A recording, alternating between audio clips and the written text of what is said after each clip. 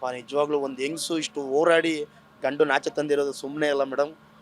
ಹಿಸ್ಟ್ರಿನೇ create ಇದು ನಮ್ಮ ಸ್ಟೇಟಲ್ಲಿ. Challenge star Darshan ಫ್ಯಾನ್ಸ್ಗಳಿಗೆಲ್ಲ ಭಾಳ ಹನುಮಾನ್ ಜಯಂತಿಗೆ ಒಳ್ಳೆ ಗುಡ್ ನ್ಯೂಸು ಮೇಡಮ್ ಅವರ. ನಿಜವಾಗ್ಲೂ ನಿನ್ನೆ ಅವ್ರಿಗಿರೋ ಫ್ಯಾನ್ಸ್ ಫಾಲೋವರ್ಸ್ ಆಗಲಿ, ನಾನೇ ಒಂದು ಕೈ ಮುಗಿದು ಕೇಳ್ಕೊತೀನಿ ದರ್ಶನ್ ಅವ್ರಿಗೆ.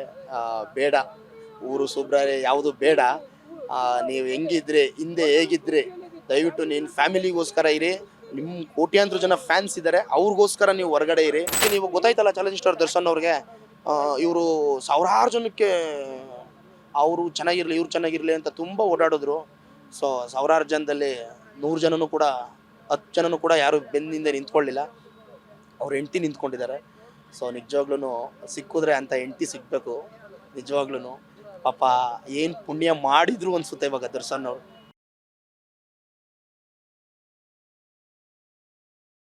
ಇವಾಗ ಮೆಡಿಕಲ್ ಬೇಲ್ ಮೇಲೆ ಈಚೆ ಬಂದಿದ್ರಲ್ವಾ, ಸೊ ಅದು ನಾಟಕ ಆಡ್ಕೊಂಡು ಈಚೆ ಬಂದಿದ್ರು ಅನ್ನೋದೊಂದು ಮಾತು ಬರ್ತಾ ಇದೆ, ಸುದ್ದಿ ಆಗ್ತಾ ಇದೆ. ನಿಮ್ಗೆ ಗೊತ್ತು ಅನ್ಸುತ್ತಾ? ಹೌದಾ, ದರ್ಶನ್ ಅವ್ರು ನಾಟಕ ಆಡ್ಕೊಂಡು ಬಂದಿದ್ರ? ಇವಾಗ ಸರ್ಜರಿ ಕೂಡ ಕ್ಯಾನ್ಸಲ್ ಮಾಡ್ಕೊಳ್ತಿದಾರಲ್ವ ಮೇಡಮ್ ಅವರೇ, ಈಗ ಈಗ ನಾನು ನಾರ್ಮಲಾಗಿ ಹೇಳ್ಕೊತೀನಿ ನೋಡಿ. ಈಗ ಅವ್ರಿಗೆ ನನ್ನ ಎಕ್ಸಾಂಪಲ್, ಈಗ ನಾನೇ ಒಂದು ಹೊಟ್ಟೆ ನೋವು ಅಂತ ಹಾಸ್ಪಿಟ್ಲಿಗೆ ಹೋಗ್ತೀನಿ. ಎಕ್ಸಾಂಪಲ್ ಒಂದು ಕೋಡ್ ಆಫ್ ಕಂಟೆಂಟ್ ಅಂದರೆ ಒಂದು ರೂಮಲ್ಲಿ ಇರ್ತೀನಿ.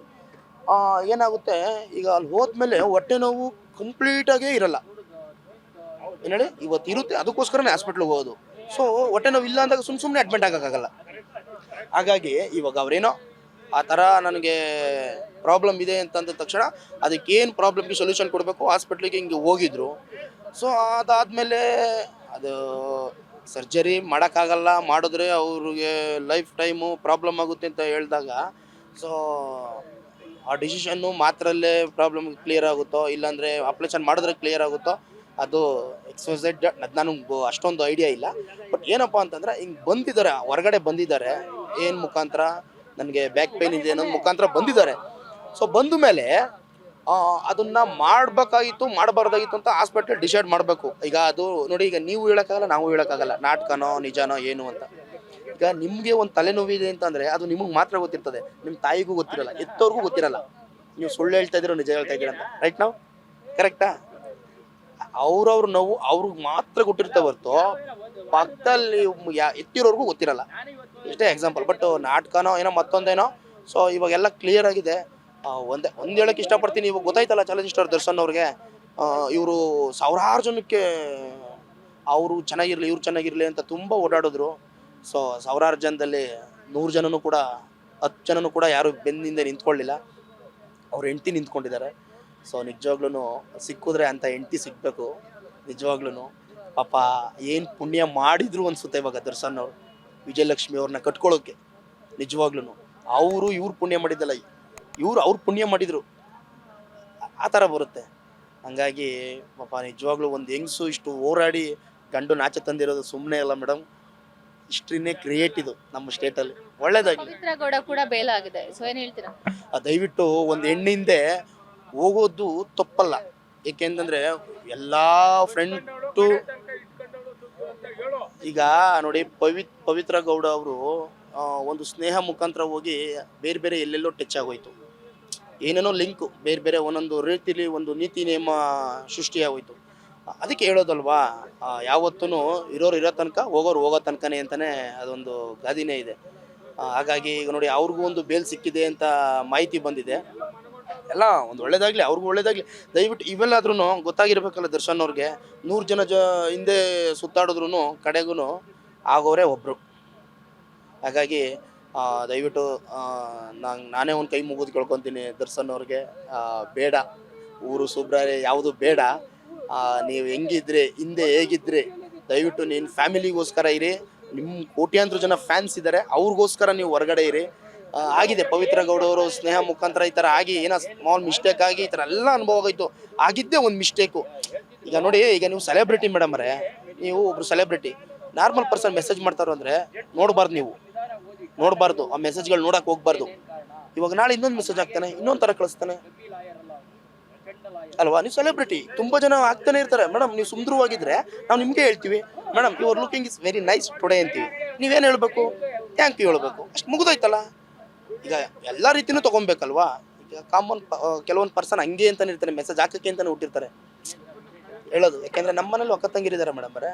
ಅದಕ್ಕೆ ಏನೇ ಪ್ರಾಬ್ಲಮ್ಗಳು ಬಂದ್ರೂ ಎದುರಿಸಿ ನಿಲ್ಲಕ್ಕೆ ಅಂತಲೇ ಒಂದು ಕಾನೂನಿದೆ. ದಯವಿಟ್ಟು ಸ್ಟೇಷನ್ಗಳಿಗೆ ಹೋಗಿ, ಸ್ಟೇಷನ್ಗಳಲ್ಲಿ ಪ್ರಾಬ್ಲಮ್ಗೆ ಸೊಲ್ಯೂಷನ್ ಸಿಕ್ಕಿಲ್ಲ ಹೆಣ್ಮಕ್ಳಿಗೆ ಅನ್ನೋದು ಯಾವುದೂ ಇಲ್ಲ, ಸರಿನಾ?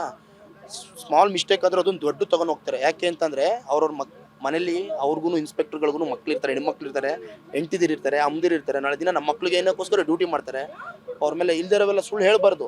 ಹಾಗಾಗಿ ದಯವಿಟ್ಟು ಹಿಂಗಾಗಿದೆ ಅದನ್ನು ಗುಂಪಲ್ಲಿ ಈಗ ನೋಡಿ ಎಷ್ಟೆಲ್ಲ ದುಡ್ಡು ಇಟ್ಕೊಂಡು ನಾನೇನೋ ಒಂದು ಮಾಡಿಬಿಟ್ಟಿದ್ದೀನಿ, ಅವ್ರಿಗೊಂದು ಫೋನ್ ಹಾಕೋರು ಮುಗಿದೋಗ್ಬಿಡುತ್ತೆ ಅನ್ಕೊಂಡಿರ್ಬೋದು ಅಷ್ಟೇ ಹೊರ್ತು ಯಾವೂ ನಡೆಯಲ್ಲ.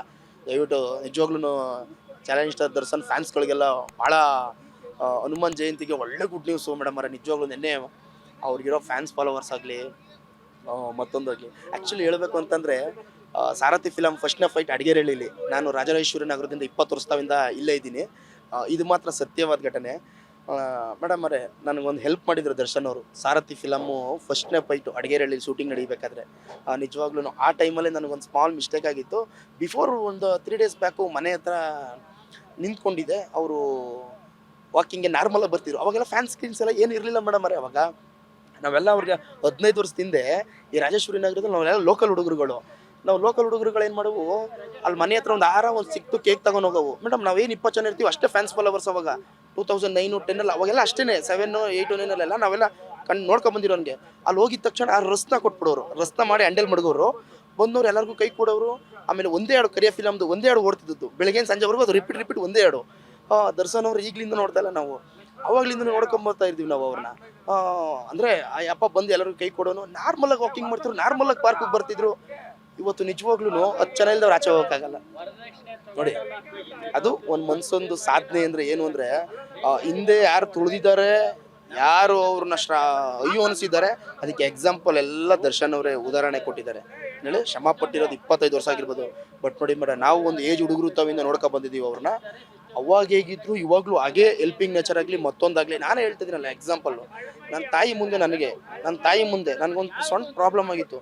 ಕೈಗೆ 1,500,000 ಆವಾಗಲೇ ಲೆಕ್ಕ ಹಾಕೊಳ್ಳಿ. ಅವ್ರ ಹತ್ರ ಒಂದು ಇನೋವಾ ಇತ್ತು, ಅವಾಗಲೇ ನನಗೆ 1,500,000 ಹಿಂಗೆ ಕೈ ಸನ್ನೆ ಮಾಡಿ ಯಾರಿಗೂ ಗೊತ್ತಿಲ್ಲದಂಗೆ ಅವಾಗಲೇ 1,500,000 ನನಗೆ ತರಿಸ್ಕೊಟ್ಟಿದ್ದು. ಈ ವಿಡಿಯೋ ದರ್ಶನ್ ಅವ್ರು ರೀಚ್ ಆಗುತ್ತೋ ಇಲ್ವೋ ಅದು ನನಗೆ ಗೊತ್ತಿಲ್ಲ.